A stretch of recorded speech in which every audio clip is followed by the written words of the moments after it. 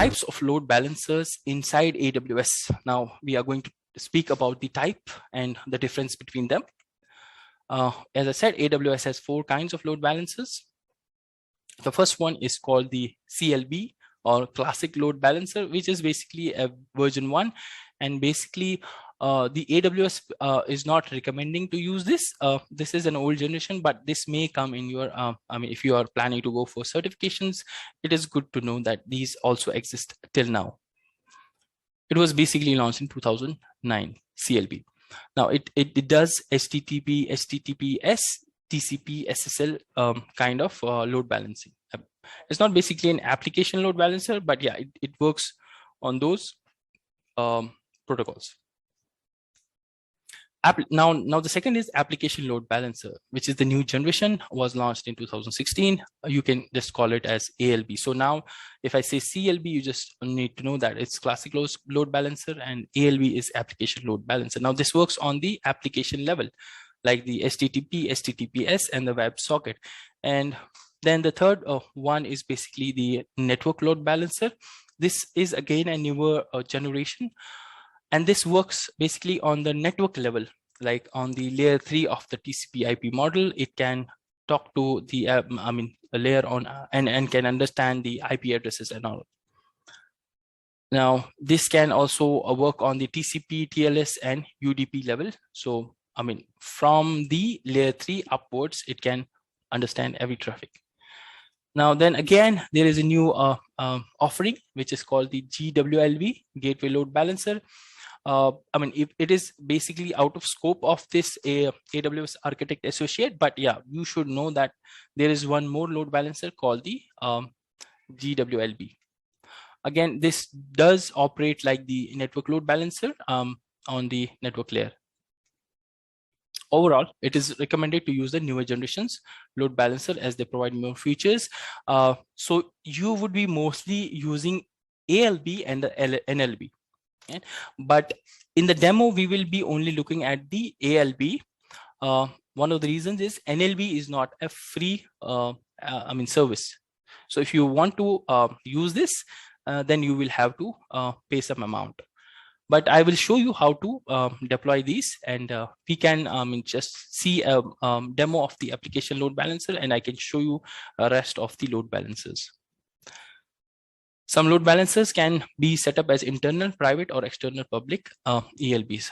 So now you can use the ELBs inside your design, working as a private load balancer, and you can expose them on the public as well. That's the first example that I gave, right? You can expose your ELBs DNS to the outer public users. Now, the next basically topic was the same thing, the load balancer security groups, right? How it works. So let's try to understand this. Now you have a user, you have a load balancer, you have an EC2 instance behind the load balancer.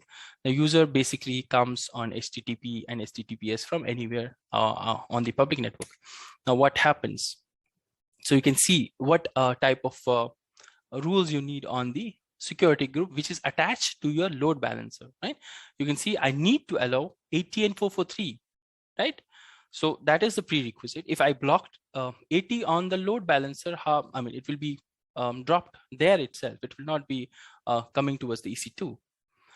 Now let's see. Now when I go to the EC2 after my load balancer basically allows, the security group is allowing. Now let's see the security group on my load balancer, EC2. So here you can see what I'm doing now. Now I'm calling the security group inside my security group of the EC2. As you can see, now I have the type HTTP, protocol is TCP, port is 80, but look at the security group. This is the security group of my, basically the load balancer, right? So that is how we control the traffic through the EC2. Okay, now good to know. Load balancers can scale, but not instantaneously. Contact AWS for a warm-up. Now, you can do a scaling even though you have 3 AZs already selected. Now, if you want to go above it, you will have to contact to AWS for a warm-up. troubleshooting. Now you can have these errors. So these are client-induced errors, and these are basically 5xx errors are basically from the application-induced errors. So behind the ELB, if you have any applications, if you see these errors, that means it's nothing to do with the load balancer. It is because of the application.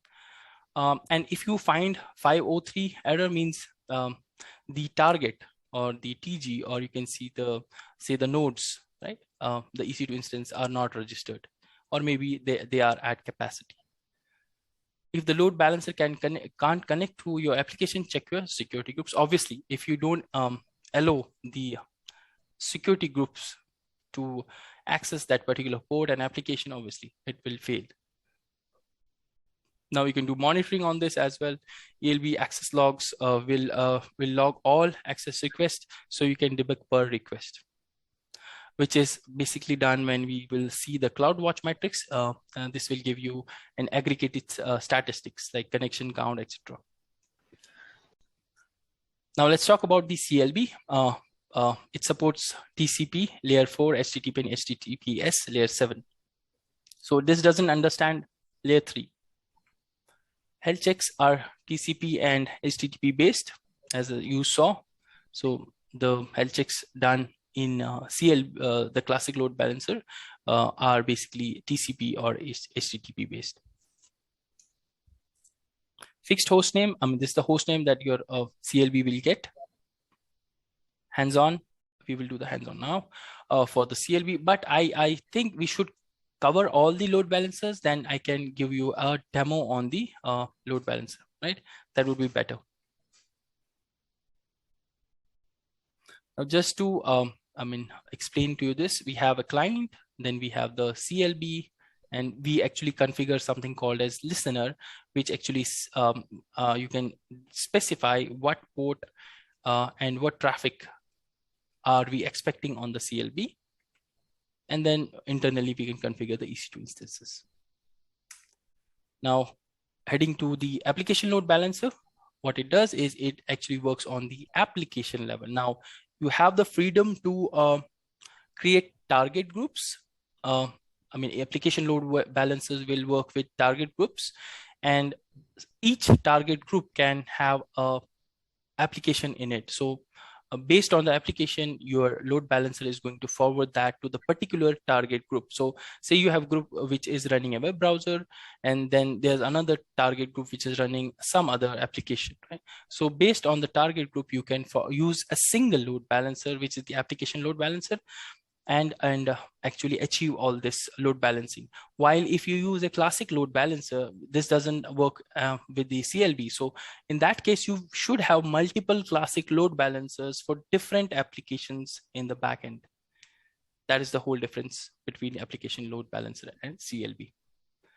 Load balancing to multiple HTTP applications across machines, or you can say target groups. Load balancing to multiple applications on the same machine. Even if you are configuring multiple applications on the same EC2 instance, you can do the load balancing on the ALB. Support to HTTP2 and WebSocket, and supports redirects from HTTP to HTTPS, for example. Yeah, so just think, this basically works with the routing tables to different target groups. Now, how your ALB is knowing that I should forward this to this target group and this traffic of application to other target group?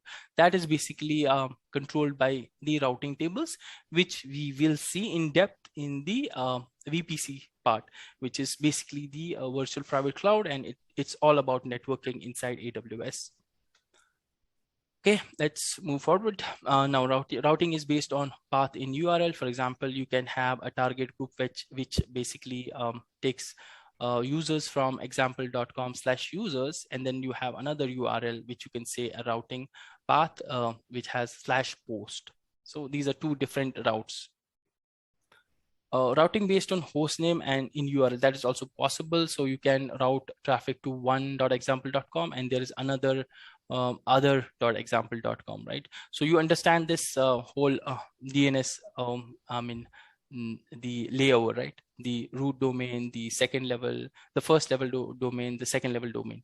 So this here you can see in this example, the first top level domain is same example.com, but the second level domain is different, right? One.example.com and other.example.com. So this for the ALB are different routes, and you can control these routes as well. Routing based on query, also you can do headers, you can match, and based on the headers, you can forward the traffic to the particular target group.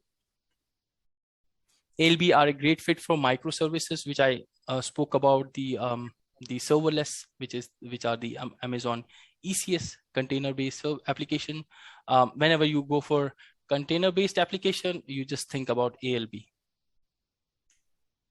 Has a port mapping feature to redirect to a dynamic port in ECS. That's why we actually use the ALB whenever we are using the ECS. In comparison, we would need multiple, as I said, right? If you're using the CLB, then obviously you have to use multiple CLB for, per application. Application load balancer version 2, which is the HTTP based traffic, how it works. Let's just try and understand what I spoke in the last slide with animation. So for example, you have application load balancer deployed, and in the background now you see the CLB had directly attached the EC2 instance. Now here we have something called as target group. So we define a target group, and inside that target group is basically an object. And inside the target group, you will call those EC2 instances, right? And the ALB is again doing the health checks here also. So health check is there with all the type of load balancers. Now you're doing HTTP health check there. The user is coming on a route which is /users, and then this is forward to the first target group, and then someone is coming on the different route which is /search, or maybe you have different path in your application, right? So based on application, you can forward it to different target group in the ALB. Now, just to understand target group, what are those? EC2 instances can be managed by an auto scaling group, which we will see in the coming slides and also in the demo. And ECS tasks managed by ECS itself, which is again HTTP. Now, these are the things that we can call inside a target group, basically. Okay, so what target group can contain is EC2 instances. It can contain ECSs. It can contain Lambda functions. So these are services that can be called inside the target group, right? And you can also assign IP address. Now, this is the point where I said, for example, you had a on-premise application running, and now your ALB is inside AWS. So now you will point your target group and you assign those IP address of your on-premise application here. So from AWS to your on-premise application, we can use the ALB. ALB can route to multiple target groups, as you know, and we have seen in the previous slides. Health checks are at the target group level. Yeah. Now health checks are at the TG level, not the the ALB level. You will see when we configure the ALB. Application load balancers, query strings. You can use, as I said, you can use multiple queries, right? So just to understand that what it is, you have again the ELB, then you have a target group 1 with 2 EC2 instances. Then you have a target group 2, which is on-premise, as I said, with private IP routing. So to understand how the traffic flows from the AWS ALB to your on-premise, I would want you to wait till you see the VPC part, because there is something called the service connections, which you can do and connect the two networks internally. So now just think about it, that we have the target group 2, which has your IP address of your on-premises applications or servers. Now the request would come in, and so now you can filter it. So for example, the platform which the user is using is mobile. You can look into the content and check if it's equal to mobile. I can forward it to target group 1. And if the user is on desktop, I can forward it to target group 2. So you can see the power, right? The control you have over your load balancing. which only the application load balancer provides you. Now, good to know. Fixed host names. I mean, host names are there with all the load balancers. So this is the whole type of what do you say, standard the AWS is using to provide the host name. Just the region and the ELB will be always there, the keyword, and then Amazon on AWS.com. The XXX will basically be your ARN, which is the resource number, right? We will see. Application servers don't see the IP of the client directly. Yeah, this is something important that we will see in the slides here. Just wait for a second. The true IP of the client is inserted in the header X forwarded for, and that is the IP. And if you want to see the port, then there is something called the X forwarded port inside the header. Okay, and that will tell you the port and also the protocol. If you want to see X forwarded proto is the type of that you need to look inside the header to find the proto and port. And if you just want to find the IP, you have to look for X forwarded for. So just understand this with this animation. So for example, you have a client IP which is public 12.34.56.76. It's trying to reach to your ALB. Now the connection termination is done by your ALB, which means I'm doing the SSL offloading also, you can call, or you can do the you can say proxy, acting as a proxy. And then the load balancer. Now this with this you can understand the EC2 instance is basically not able to see the client IP. What it sees is that I'm getting traffic from my ALB. So ALB will have the private IP there internally, right? You understand this? So if there is a need on your EC2 instance, if you want to know the client IP address, then those are the headers that is what you need to look into on the EC2 instance level. X forward for your IP, and X forwarded port for your port number, and X forwarded proto for your protocol number. Now, next I want to talk about the network load balancer. I mean, if you see the working behind the all type of load balancer, it is the same concept. Just the difference is the type of application they are supporting, but the whole idea, the general idea of load balancing is the same. Okay, so that's why I'm going through the slides so that it's kind of visibility is there that what is the difference. Now let's talk about the load balancer of which is called the network load balancer. This again works on layer 4, forwards TCP and UDP traffic to your instance, handles millions of requests per second. Now, if you want something which is low latency and works at the network level, you will go for network load balancer. NLB has one static IP per AZ. So there is one more thing that you need to keep in mind. If you require one static IP per AZ on the network load balance on the load balancer, you will go for network load balancer. Okay, so you have a multi-AZ deployment, and now you have chosen NLB. Then per AZ you can have a different static IP. Now that just makes me think that now you can have.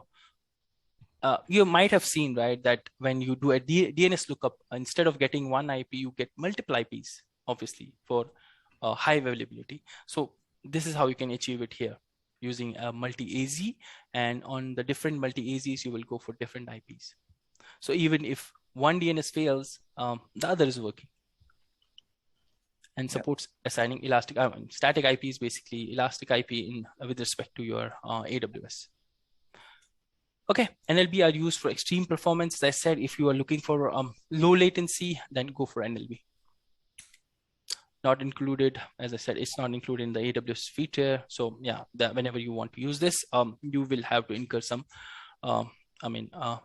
price for this if you want to use it in the labs. Okay, network load balancer, TCP layer 4 based traffic. Just let's try to understand it in an animation. Now you have the NLB. And then this again works with the concept of TGs. Then you have the target group, and the TCP packet is being forwarded to your 1TG, and I mean you have the TCP rules there on the NLB. Obviously you need those, and then HTTP basically goes to another traffic. So you can have a custom port of the TCP that goes to 1TG, and then HTTP port 80 goes to another TG. That is the whole idea, right? So that is the level of control you get. Now, network load balancer target groups, EC2 instance can be, it is something like the same, the TGs, right?